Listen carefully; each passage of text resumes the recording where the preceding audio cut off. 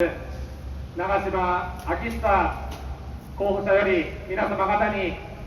熱き思いを語らせていただきたいと存じます。どうぞよろしくお願いいたしま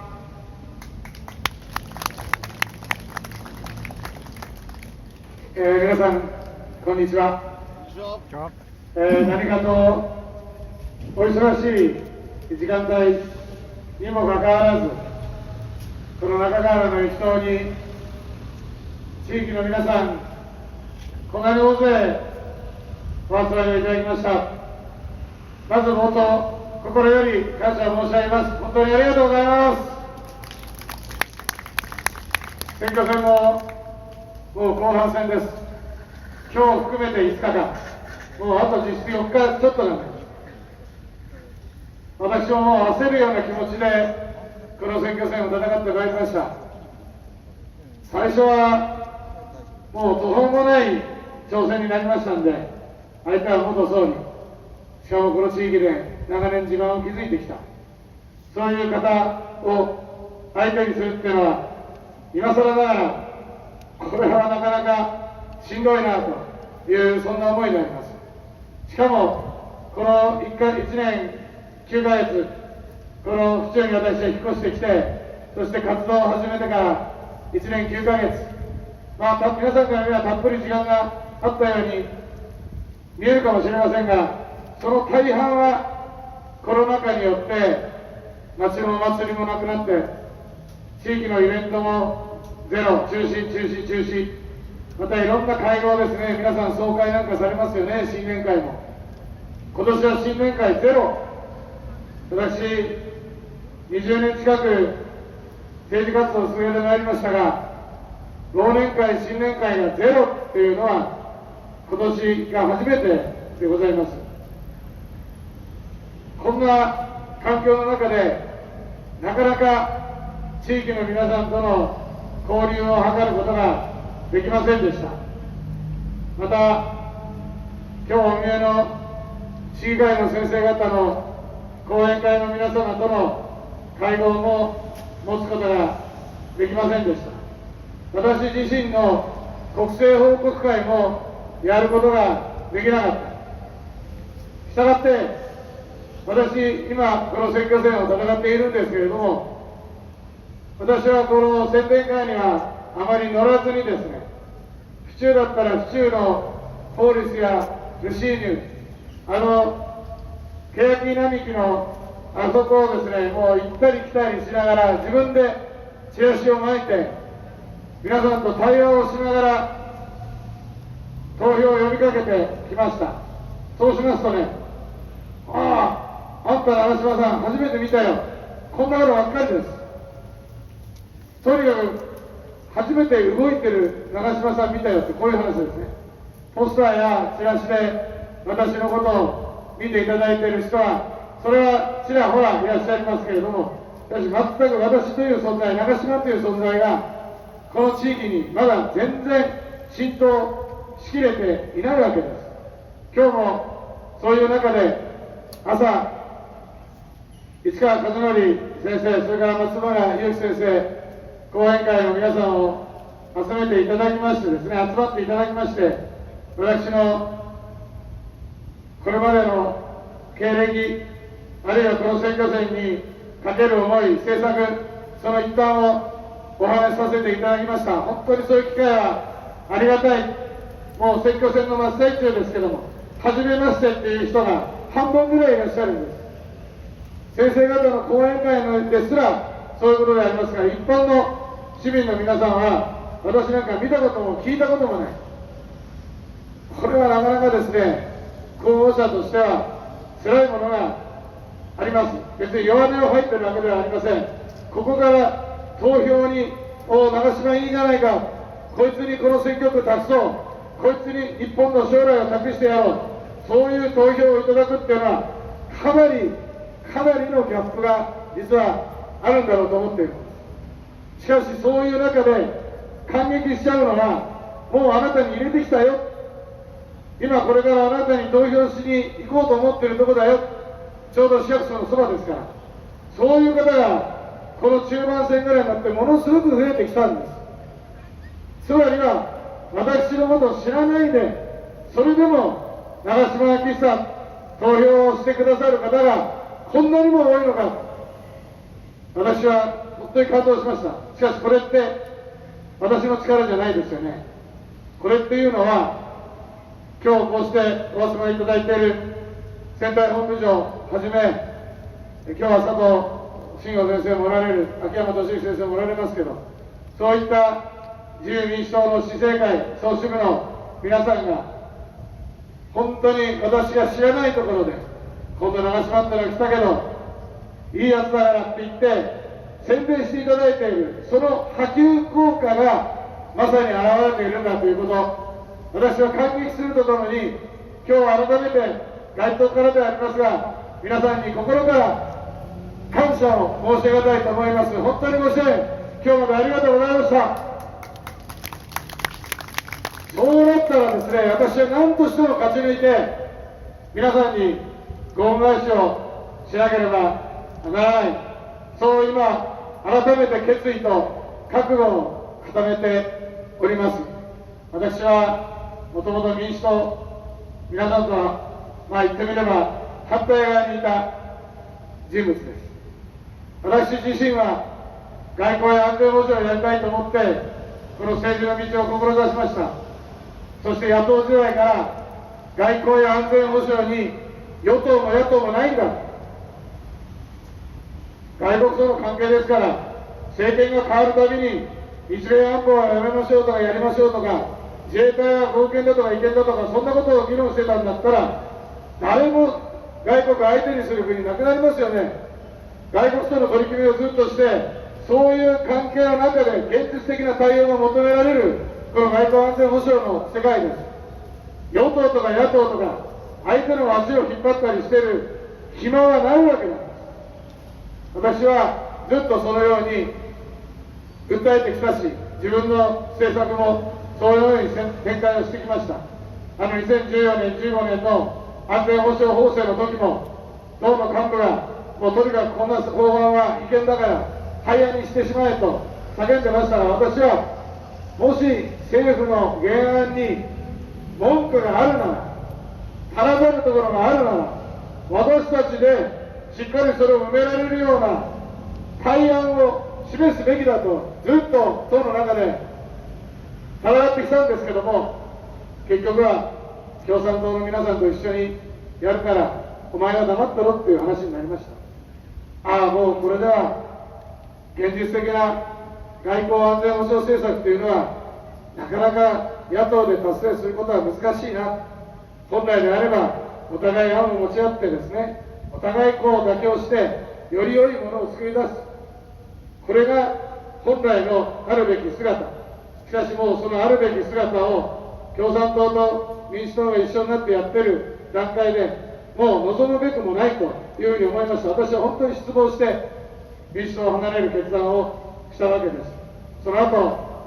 安倍総理はじめ、菅官房長官などなどですね、長島無所属でフラフラしてても、お前の政策は実現できないじゃないか、いろいろあるかもしれないけれども、俺たちと一緒にやらないか、自民党に入ってやらないか、こんなお誘いもいただきました。しかし前の選挙区で私は民主党ということで票をいただいてまいりました。講演会も作ってきましたから、そう簡単に党籍を移転する、今野党の間ではいろんな理合集散ありますけど、しかし野党から与党に党籍を変えるなんてことはそんな簡単にできるはずもありません。でも私は2、3年悩みました。悩み抜いて、しかし自分が政治家として信念をしっかり貫いて、この国の将来のためになる、そしてこの国の国民の皆さんの命と平和な暮らしを守り抜いていくためにはこの政策しかない。だとすれば、その政策を実現しなかったら意味ないじゃないですか、政治家として。これまでのようにいろいろ党の方針に逆らいながら、あるいは不満を持ちながら、それでも選挙、共産党と一緒になって選挙をやって、一体政治家として、そういう政治家はどんな意味があるのか、自問自答いたしました。そこで最終的に私はこれまでいた選挙区を返上して自民党に入党をして、そしてあとはどこか自民党がこの選挙区へ行きなさいといったところに従おうと、前の選挙区後援会の皆さんもたくさんいらっしゃいました。私を支えて20年育ててくださった皆さんです。その皆さんと別れるのは本当につろうございました。ポスターを張り巡らせていましたので、そのポスターを剥がす時のその思い、自分の家の前にポスターを貼ってくださった、それを剥がしに行った時に玄関先でバンバン泣かれたこともありました。本当に涙の別れをいたしました。しかしそれも私の情を捨てて、本当にこの国の将来のために、公のために私は前進しようと決意をいたしまして、自民党に入党し、この18選挙区でちょうど土屋先生がご優待というタイミングでありましたので、この18選挙区でやってみなさい、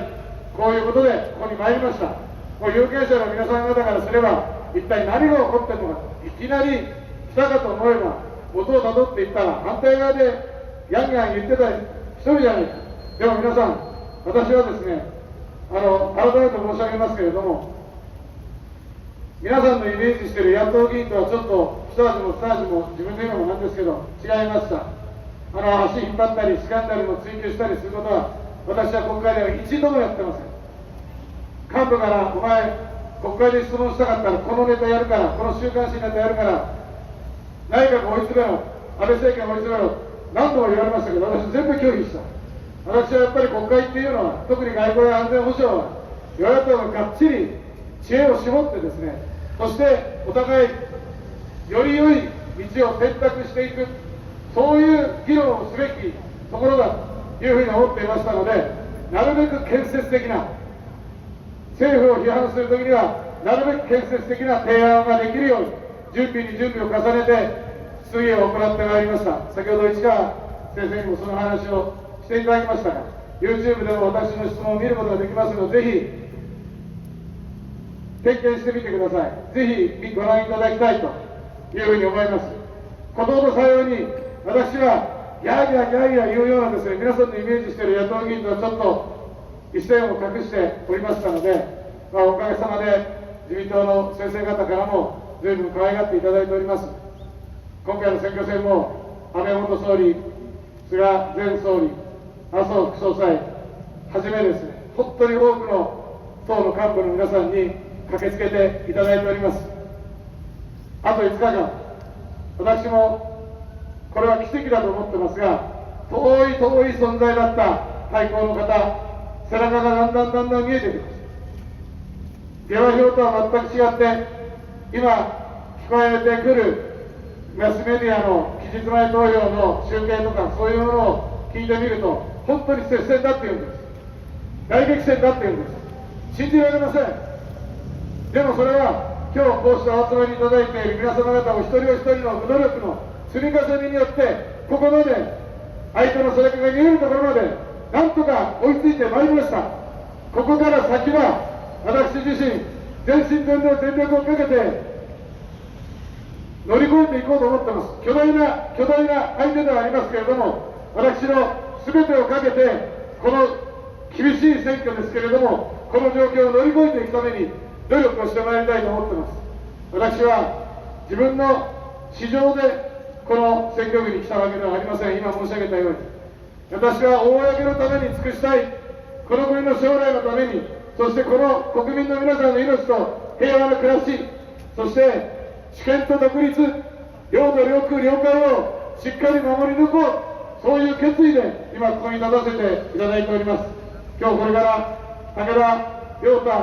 総務大臣、前総務大臣も駆けつけてくれることになっています。私の副大臣の後の副大臣が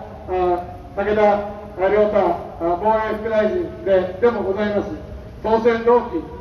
私より少し若いですけれども、本当に簡単、はい、照らす中、与野党という別を超えてですね、これまでもいろんな議論をしてきました。武田さん、総務大臣として、携帯電話の料金の引き下げとか、それから NHK の料金の引き下げとか、受信料の引き下げとか、非常に大胆な改革に着手してくれてます。これからの自民党を変えていく若手の本当にリーダーでもあります。私はまだ自民党に入ったばっかりですけど、今の自民党のままでいいはずがないです。やっぱり隠し事をしない自民党、公正で公平な正しい自民党に、この自民党の中を変えていくために、私も全力を傾けてまいりたいと思います。そして何よりも私が政治を志した原点である日本の外交や安全保障のその政策をもう一段レベルを引き上げていくために、私、長嶋昭久、全力を尽くしてまいりたい、このように思っています。そして最後に、まだ武田大臣いらっしゃいませんので、もう一つ、皆さんに訴えたいことは、先ほど、府中駅のポーリスの前で、欅並木のところで、私の長年の友人の、コロッケさん、モノマネタレント、コロッケさんが、応援に入っていただいて、いろんな人と記念写真をずっと撮って、私の応援をしてくれたんですけれども、コロッケさんとはですね、単なる飲み友達ではなくて、もちろん飲むこともするんですけれども、私が実はこの10年ぐらい、子どもの貧困の問題や児童虐待の問題にずっと取り組んできました。今、日本はこれだけ豊かで、中でですね、コロナ禍でも本当に親子の関係、すごく厳しくなってしまっています。児童虐待、政府の発表の数字は年間60件とか70件ぐらいなんですけれども、実は日本小児科学会が独自で調査をした結果、300件以上年間ある、つまり毎日1人のお子さんが児童虐待で亡くなっているっていう計算なんです。これ例のゆあちゃんの事件ですね、もうしませんからって言って日記を書かされてた、今から3年、4年前の作文というか日記、皆さんもご覧になったと思います。事件も悲惨でした。その後、みやちゃんといって、千葉の中学校1年生、これも学校でアンケートを取って、お父さんが叩くって書いたら、そのアンケート結果を先生がお父さんに、子供は手を挙げてお父さんに見せた。それでさらに虐待が悪化して、結局命を落とした。最後もう真冬に冷たいシャワーを浴びせられて亡くなった。最近もそんな事件が札幌でもありました。もう本当にこういう事件が後を絶ちません。この児童虐待防止のために、通報ダイヤルっていうのがあるんですね。皆さんご存知ですか？警察に通報するときは110番ですね。じゃあ勝田消防署は119番。じゃあ皆さんのご近所でなんか子供のちょっと異常な泣き声が聞こえる。それも1日しかじゃない。もう毎日のように親御さんの怒鳴る声とか、ガラスがコップが割れる音とか、お子さんの悲鳴に近いような泣き声が聞こえたら皆さんどうされますか？知らんぷり？どこに通報されますか？もちろん警察に通報することもできると思いますが、児童虐待の通報ダイヤルが189。189なんです。これは語呂でいち早く、つまりいち早く通報してあげないと子供の命が危ないということなんですね。ぜひですね、この189のダイヤル番号、これ24時間365日通じますので、この中川周辺でね、そんなお宅はないと思いますけれども、ぜひ、そういった通報ダイヤルも心にお留めいただきたいというふうに思いますが、しかし問題のことは、虐待が起こって、それはもちろん亡くなってしまう前に、児童相談所が介入してですね、お子さんを保護していく、そして一時保護所で預かっていく、こういう今システムになってますが、問題のことは、親御さんが子供に手を挙げるような状況まで追い詰められないことだと私は思うんですね。虐待の後からいろんな対策を打つことも大事だけれども、そもそも虐待を起こすまで親御さんを追い詰めることのない社会、環境を整えていくということが私は大事だと思っているんです。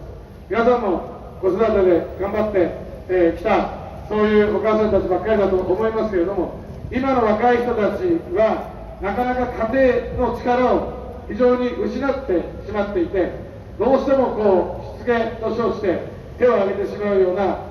そんなケースが目立ってます。私はもっと早い段階から子育てをしているご家庭に地域の皆さんが手を差し伸べてあげて、大体虐待をするご家庭というのは孤立社会から、その地域社会から孤立している、